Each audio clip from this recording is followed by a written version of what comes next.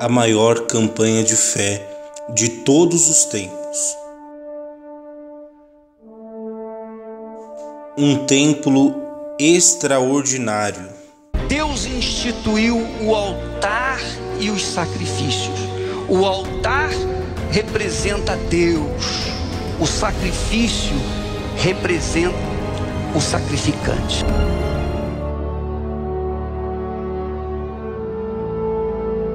Por que a maior campanha? Porque será realizada no Templo de Salomão.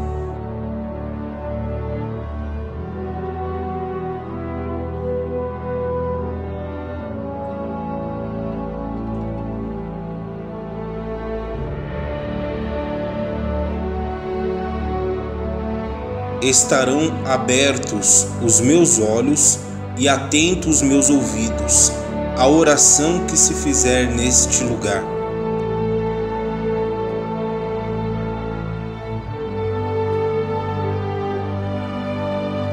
E pela primeira vez na história da Universal, o Bispo Macedo e bispos de todo o mundo estarão unidos em uma só fé, em um só Espírito, no maior altar de Deus aqui na terra.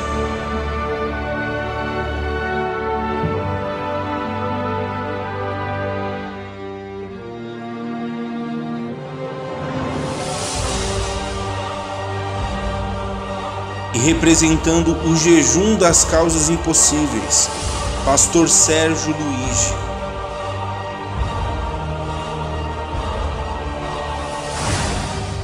Representando a terapia do amor, Pastor Rogério Oliveira.